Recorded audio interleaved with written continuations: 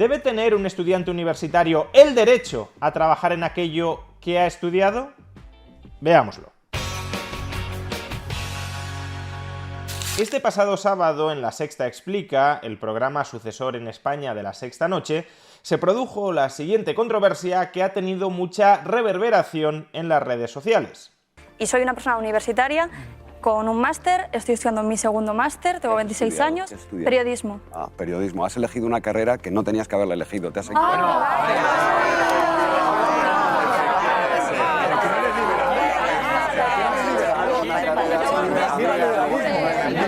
Eso es un dirigismo.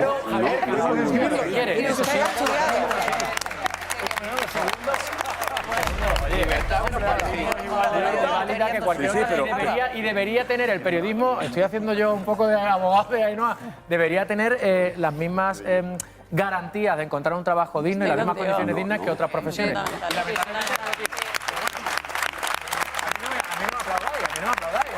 Aparte, ¿qué estamos hablando? ¿De que hay un rango de profesiones o vale más una que otra? Pues entonces, ¿cómo pretendemos que los jóvenes... Hay una demanda de trabajo para periodistas y hay una demanda de trabajo para ingenieros. Si fueras ingeniera sería una mala ingeniera. Sería una mala ingeniera. Se van al extranjero porque les pagan mejor. Pero a lo que... volver a estudiar. Hazte ingeniera, ¿verdad? Sí, ahora. Con el dinero que tengo ahorrado me hago ingeniera. Claro, me pago otra carrera. A lo que voy. Acaba de... Universidad la pago yo. En primer lugar, sobre el tema que se está debatiendo de fondo, sobre si una persona, por el hecho de estudiar periodismo, tiene derecho a trabajar como periodista. En cualquier tipo de sociedad, no solo en las sociedades de mercado, sino en cualquier tipo de sociedad, bajo cualquier clase de organización económica, es la producción, es la oferta la que tiene que adaptarse a la demanda. Producimos socialmente, ya sea a través del mercado o fuera del mercado, pero producimos socialmente para satisfacer las necesidades de las personas. Si los individuos no tienen necesidad de un determinado bien o de un determinado servicio, no hay que producir ese bien o ese servicio. Y si no tienen tanta necesidad por un determinado bien o por un determinado servicio, no hay que producir tanta cantidad del mismo. Si fuera la demanda la que tuviese que adaptarse a la oferta, eso significaría que las personas estarían obligadas a consumir aquello que unilateralmente los productores deciden producir, aunque ese algo que deciden los productores producir no sea aquello que necesitan los ciudadanos. Por ejemplo, si mi afición es escribir haikus, pero nadie quiere leer mis haikus, aquí hay dos opciones. La primera, que yo me dedique a hacer otras cosas que sí necesitan el resto de personas. La otra opción, que yo obligue al resto de personas a leer mis haikus y a que me entreguen lo que ellas producen a cambio de esos haikus. Y dejando de lado que supondría un ataque a la libertad de terceros el que yo les obligara a consumir lo que yo he producido, démonos cuenta de que existe un problema más amplio. Si todos nos dedicamos unilateralmente a producir aquello que a nosotros nos gusta producir con independencia de si el resto de la sociedad lo necesita, al final todos producimos cosas que nadie quiere. Por tanto, a cambio de mis haikus, yo recibiré otras cosas que han producido otros pero que tampoco necesito, porque esos otros tampoco tienen ninguna necesidad de producir aquello que yo necesito consumir. De modo que si yo produzco lo que ellos no necesitan y ellos producen lo que yo no necesito, ¿para qué estamos trabajando todos? Pues bien, si aplicamos esta lógica elemental al debate que hemos visualizado antes, si los españoles no necesitan, no desean consumir más servicios de periodismo, si ya están saturados de información periodística y no quieren más periodistas, entonces, si una persona estudia periodismo, solo podrá trabajar como periodista en dos supuestos. El primero es que reemplace a alguno de los periodistas existentes. Puede que esa persona que haya estudiado periodismo sea mejor periodista que alguno de los que actualmente está ejerciendo la profesión. En ese caso, si ofrece mejores servicios de periodismo a la sociedad tenderá a preferir los suyos a los del periodista que ya está ejerciendo, pero que lo está haciendo peor. Habrá un reemplazo de periodistas. Yo entro a cambio de que tú salgas. La otra posibilidad en la que esa persona podría ejercer como periodista si la sociedad no quiere consumir más servicios de periodismo es obligar a los ciudadanos a que consuman más periodismo de más periodistas. Y eso puede hacerse de diversas formas. Por ejemplo, imponiendo un tributo a la sociedad para subsidiar a aquel periodista cuyos servicios la sociedad no quiere consumir. Pero a través del tributo les obligas a sufragar esos servicios aunque no los quieran. Y sí, puede que subsidiar directamente a periodistas sea algo demasiado obsceno para que la sociedad lo tolere, pero hay formas más encubiertas de hacer esto mismo y que hoy en día se practican. Por ejemplo, crear medios de comunicación públicos. Financiamos con impuestos esos medios de comunicación públicos, inflamos las plantillas de los mismos y colocamos a esos periodistas cuyos servicios la sociedad no quiere consumir, los colocamos en esos medios de comunicación públicos que la sociedad está obligada a financiar. O a su vez regamos con publicidad institucional los medios privados para que negocios que no son rentables se mantengan a flote y por tanto esos negocios puedan mantener en plantilla a una cantidad desproporcionada de periodistas. Eso ya se está haciendo hoy, y si se hace en mayor medida, la sociedad española estará obligada a consumir más servicios de periodismo y por tanto más periodistas podrán encontrar empleo, aunque, repito una vez más, esa sociedad española no desee, no necesite sus servicios. Pero eso, como ya decíamos, no deja de ser un ataque a la libertad de los ciudadanos para determinar qué quieren consumir y qué no quieren consumir. Y si no atacamos la libertad de los ciudadanos, y esos ciudadanos no quieren consumir más servicios de periodismo, entonces las personas que estudian periodismo deberían ser conscientes de que se exponen al riesgo muy cierto de que cuando completen sus estudios la sociedad no quiera comprarles los servicios de periodismo que están ofreciendo. Por ejemplo, si acudimos a la encuesta de inserción laboral de titulados universitarios que elabora el INE cada 5 años, podremos encontrar algunas estadísticas que todo estudiante de cualquier grado debería conocer antes de tomar la decisión sobre qué quiere estudiar. Por ejemplo, ¿qué porcentaje de estudiantes universitarios que se graduaron en periodismo o en ingeniería de telecomunicaciones están trabajando en el año 2019, es decir, 5 años después de completar sus estudios? Pues en el caso de periodismo, el 87% está trabajando frente al 97,1% de ingeniería de telecomunicaciones. Es decir, que un 13% de todos los que se graduaron en periodismo en el año 2013-2014 no están trabajando en nada, no como periodistas, sino en nada en el año 2019. En cambio, solo un 2,9% de los que se graduaron en ingeniería de telecomunicaciones no trabajaban en el año 2019. No solo eso, de todos los que están trabajando, ¿cuántos están trabajando en un empleo que requiere un nivel de formación equivalente al que han alcanzado? Es decir, graduados universitarios. Pues el 7,8% de los graduados universitarios en periodismo en el curso 2013-2014 que tenían empleo en el año 2019, el 7,5% está trabajando en un empleo que requiere una formación profesional de grado medio o bachillerato, es decir, no un título universitario, y el 3,5% en empleos que requieren formación profesional básica y el 3,8% en puestos de trabajo que solo necesitan de la ESO o de la EGB, es decir, de la educación obligatoria. En cambio, con ingeniería de telecomunicaciones, solo un 2% de los que trabajan, y recordemos que trabajaba el 97,1% de los que terminaron, solo un 2% de esos que tienen empleo está empleado en trabajos que requieren formación profesional de grado medio o bachillerato, y únicamente el 0,4% en formación profesional básica. Y nadie en empleos que meramente requieran la ESO o la EGB, es decir, primaria y secundaria obligatoria. No solo eso, parece que el título universitario no es especialmente útil para conseguir un empleo. Si les preguntamos a todos los graduados universitarios de periodismo que terminaron en el año 2013-2014 y de ingeniería de telecomunicaciones si les ha servido o no les ha servido el título para encontrar hasta el año 2019 en algún momento empleo, la respuesta que obtenemos es la siguiente. El 33,6% de todos los graduados en periodismo en el curso 2013-2014 que han conseguido un empleo en los 5 años posteriores a su graduación afirman que el título no les ha servido en absoluto para encontrar empleo. Es decir, que si han trabajado no ha sido por tener esa titulación, frente a solo el 8,2% en ingeniería de telecomunicaciones. Es decir, que el 92% de todos los ingenieros en telecomunicaciones que han trabajado con posterioridad a graduarse consideran que han trabajado gracias a que tenían el título. Pero no nos fijemos solo en la empleabilidad, sino también en las expectativas salariales. El 46% de los graduados en ingeniería de telecomunicaciones, curso 2013-2014, estaban cobrando en el año 2019 un salario superior a los 2.000 euros mensuales.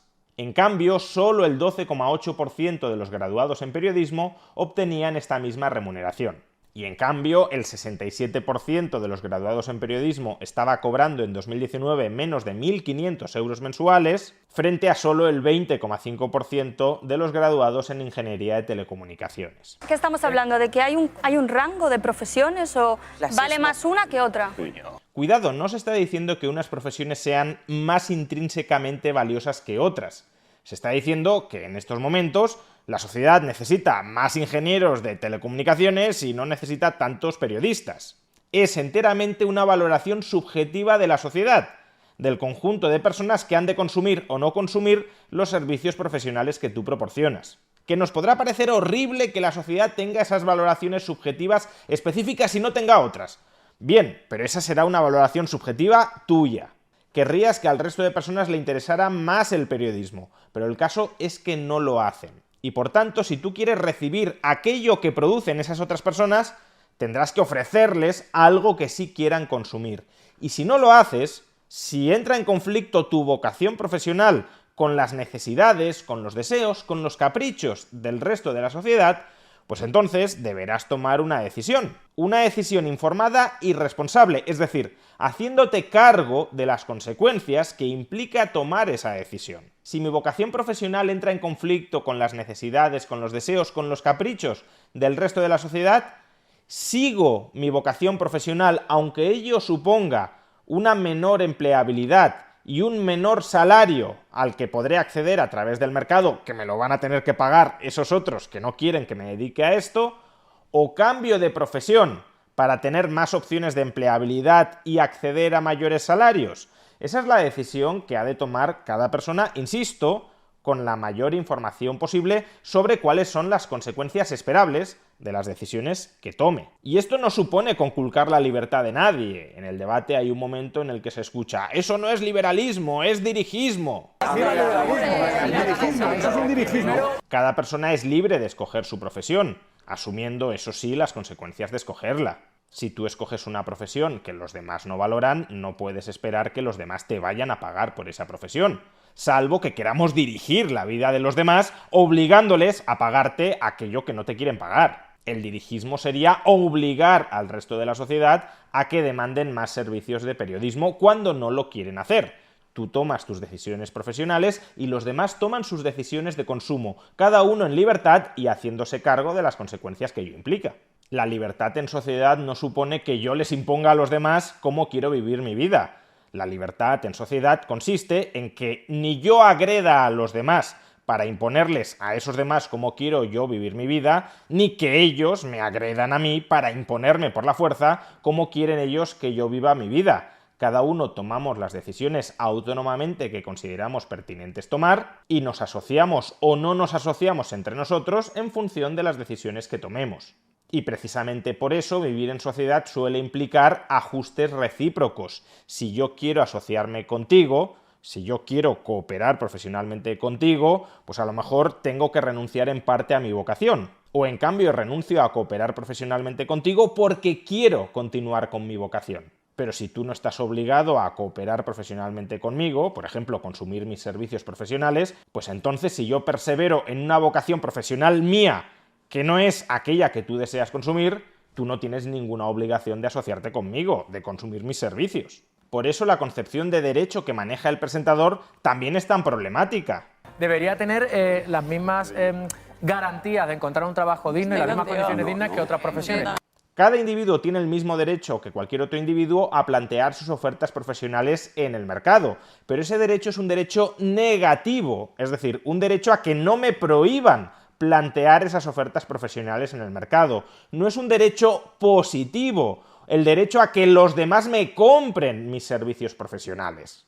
Porque si los demás no necesitan más periodistas, pero sí más ingenieros de telecomunicaciones, el resto de la sociedad comprará preferentemente ingenieros de telecomunicaciones y no periodistas. No debemos obligar al resto de la sociedad a que demande cada servicio profesional de cualquier persona en la misma medida que los servicios profesionales de cualquier otra persona, porque, como decíamos, esos servicios profesionales se tienen que ajustar a sus necesidades, y no al revés. Y trasladarles a los jóvenes estudiantes este mensaje: tienes derecho a que estudies lo que estudies, termines consiguiendo el mismo empleo con la misma remuneración que cualquier otra persona haya estudiado lo que haya estudiado, es infantilizar a esos jóvenes estudiantes. No es tratarlos como adultos maduros y responsables, es tratarlos como niños a los que les sigues engañando con el cuento de Papá Noel. Es engañarles, prometiéndoles algo que no va a suceder, es privarles de la información y del conocimiento y de la formación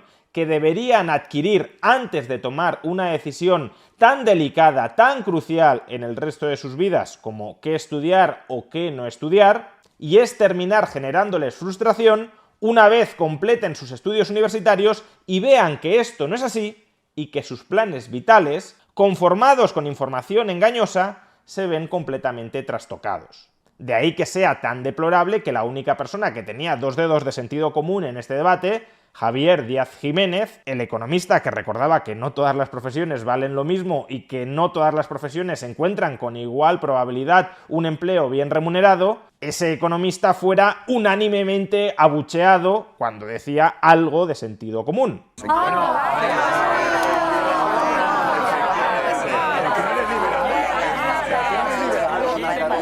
En lugar de decir públicamente en este medio de comunicación que el consejo que está dando Javier Díaz Jiménez es el consejo que deberían aplicarse todos los jóvenes que ahora mismo han de tomar la decisión sobre qué quieren estudiar en la universidad o qué no quieren estudiar en la universidad, en lugar de poner esas declaraciones como ejemplo de lo que hay que hacer y las decisiones vitales de esta graduada en periodismo, que se expone públicamente porque quiere, como ejemplo de lo que no hay que hacer, estudiar aquello que te gusta sin informarte sobre las opciones de empleabilidad o sobre los sueldos promedios que son esperables en esos estudios, en lugar de hacer esto, se hace lo contrario. Se promueve que los jóvenes sigan tomando decisiones desinformadas sobre qué estudiar y se coloca al señor que está hablando desde el sentido común, se lo coloca como el malo de la película, como aquel que está soltando una burrada. Por tanto, se contribuye a mantener en el infantilismo a la población joven que ha de tomar la decisión sobre qué estudiar en su futuro.